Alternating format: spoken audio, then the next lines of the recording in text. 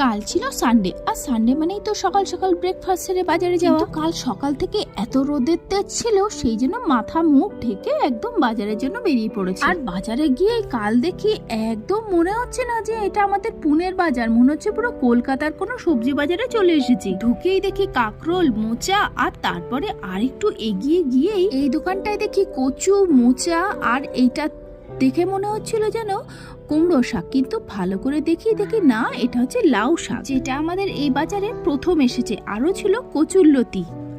চিংড়ি মাছ দিয়ে কচুরলতি যা লাগে না, আর এই গরমে সব থেকে শান্তি যে সবজিটা খেয়ে, সেটাই আমি আজকে পেয়ে গেছিলাম। এই যে দেখুন, একদম কচি দেশি লাউ এখানে আগেও পাওয়া যেত, কিন্তু এই লাউটা না, সেটা লম্বা লম্বা, সেটাকে কি বলে ঠিক জানি না, কিন্তু খেতে একদমই ভালো না, পুরো টক টক। নিয়ে নিয়েছিলাম বেশ কিছুটা কচু। এরপর কিছুটা গিয়ে দেখলাম অনেক কাঁচা আম উঠেছে, তাই ভাবলাম কাঁচা আমের সিজন তো প্রায় শেষ, তাই বেশ কিছুটা কাঁচা আম নিয়ে নিলাম। কিন্তু আজ আর কোনো আচার না, একদম মেয়ের পছন্দের কাঁচা আম মাখা। তোমরা কারা কারা কাঁচা আম মাখা ভালোবাসো আমাকে জানিও। টাটা।